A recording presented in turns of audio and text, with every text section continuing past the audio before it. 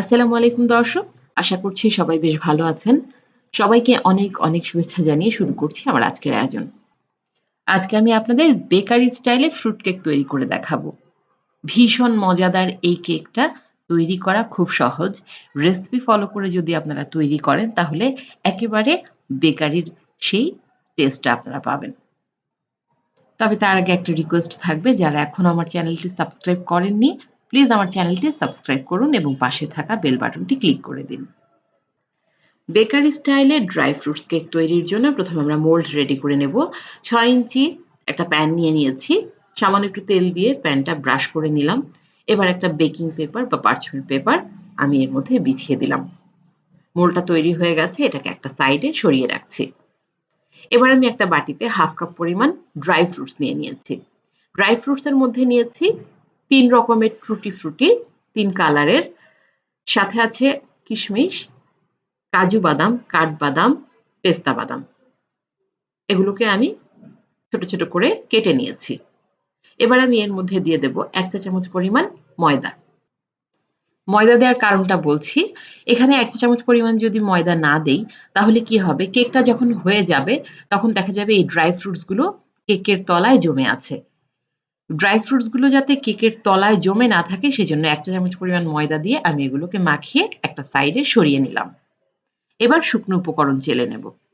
শুকনো উপকরণের মধ্যে আছে হাফ কাপ পরিমাণ ময়দা, দিয়ে দিচ্ছি 1 টেবিল চামচ পরিমাণ গুঁড়ো দুধ, সাথে দিচ্ছি 1 চা চামচ পরিমাণ কর্নফ্লাওয়ার, আর সেই সাথে যাবে হাফ চা চামচ পরিমাণ বেকিং পাউডার। সমস্ত উপকরণ বেশ ভালোভাবে চেলে নিতে হবে। চেলে আমি এগুলোকে ঢাকনা দিয়ে একটা সাইডে রেখে দিচ্ছি। অপর একটা বাটিতে আমি 100 গ্রাম পরিমাণ সফট বাটার নিয়ে নিচ্ছি। চেষ্টা করবেন বাটার দিয়ে কেকটা তৈরি করতে, এতে করে একেবারে বেকারির স্বাদটা আপনারা পাবেন। গুঁড়া চিনি দিয়ে দিচ্ছি হাফ কাপ পরিমাণ। এখানে গুঁড়া চিনি ব্যবহার করতে হবে।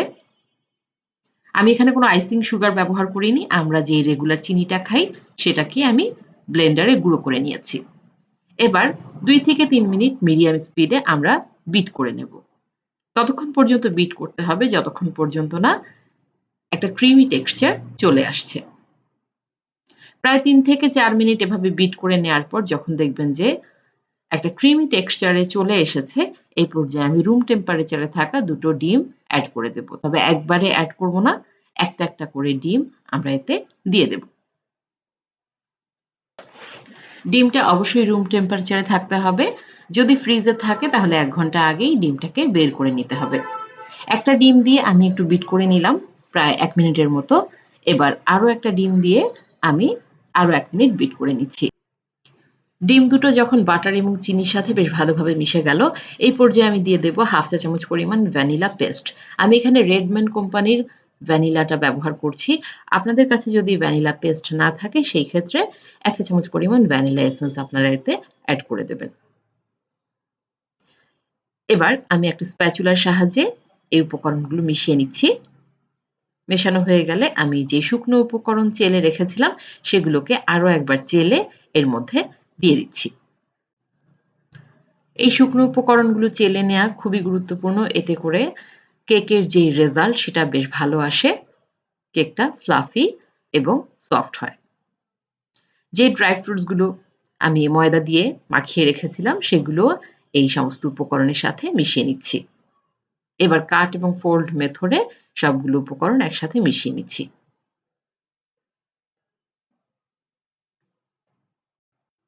কেকের ব্যাটার তৈরি হয়ে গেছে। এবার এই ব্যাটারটাকে মোল্ডে ঢেলে নিতে হবে। যেই প্যানটা আমি আগে থেকেই প্রিপেয়ার করে রেখেছিলাম সেটাতে কেকের ব্যাটারটা ঢেলে নিচ্ছি। বেশ কয়েকবার ট্যাপ করে নেব। অবশ্যই ভালোভাবে কয়েকবার ট্যাপ করে নিতে হবে। এতে করে ভিতরে যদি কোনো এয়ার বাবল থাকে সেগুলো বের হয়ে যাবে। আজকের কেকটা আমি চুলায় বেক করব, এজন্য একটা হাঁড়ির মধ্যে একটা স্ট্যান্ড বসিয়ে দিয়েছি এবং 10 মিনিটের জন্য মিডিয়াম হিটে হাঁড়িটাকে প্রিহিট করে নিয়েছি। কেকের প্যানটা বসিয়ে দিলাম, ঢাকনা দিয়ে দিচ্ছি এবং যে ছিদ্রটা আছে সেটাও আমি বন্ধ করে দিচ্ছি। চুলার আঁচ লো টু মিডিয়াম অবস্থায় রেখে আমরা এই কেকটাকে বেক করে নেব 30 থেকে 40 মিনিটের জন্য। আর যদি ওভেনে বেক করেন তাহলে 170 ডিগ্রি সেন্টিগ্রেড তাপমাত্রায় 30 মিনিটের জন্য বেক করে নেবেন। 40 মিনিট পর ফিরে এলাম, দেখে নেব কেকটা হয়েছে কিনা। এর জন্য একটা টুথপিকের সাহায্যে আমি কেকটা একটু চেক করে নিচ্ছি। যখন দেখবেন যে টুথপিকটা ক্লিন বের হয়েছে, তার মানে কেকটা পুরোপুরি হয়ে গেছে। গরম অবস্থায় কখনোই কেকটা আনমোল্ড করতে যাবেন না। কেকটাকে প্রথমে রুম টেম্পারেচারে এনে তারপর আমরা এটাকে আনমোল্ড করে নেব। প্রায় ১ ঘন্টা পর কেকটা যখন পুরোপুরি ঠান্ডা হয়ে গেল, এবার আমি কেকটাকে আনমোল্ড করে নিচ্ছি। প্রিয় দর্শক, এই কেকটা খেতে এতটাই টেস্টি, আপনারা একবার এই রেসিপিটা ফলো করে কেকটা তৈরি করবেন। আশা করছি আপনারা নিরাশ হবেন না। কেকটা আমি আপনাদের কেটে দেখাচ্ছি। এটা ভীষণ সফট আর খেতে ভীষণ সুস্বাদু। বাচ্চা থেকে বয়স্ক সবাই খুব পছন্দ করবে। আমি আপনাদের কেকটা কেটে দেখাচ্ছি। এটা কতটা সফট হয়েছে আপনারা দেখেই বুঝতে পারবেন। একেবারে বেকারির স্বাদটা আপনারা এই কেকের মধ্যে পাবেন। আশা করছি আমার আজকের রেসিপি আপনাদের ভালো লেগেছে।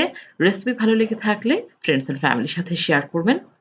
আর ভিডিও রিলেটেড কোনো কোয়েশ্চেন থাকলে কমেন্টস বক্সে কমেন্টস করে জানাবেন। সবাই অনেক ভালো থাকবেন। পরবর্তীতে নতুন কোনো রেসিপি নিয়ে আবার হাজির হয়ে যাব। সবাই ভালো থাকুন, সুস্থ থাকুন। আল্লাহ হাফেজ।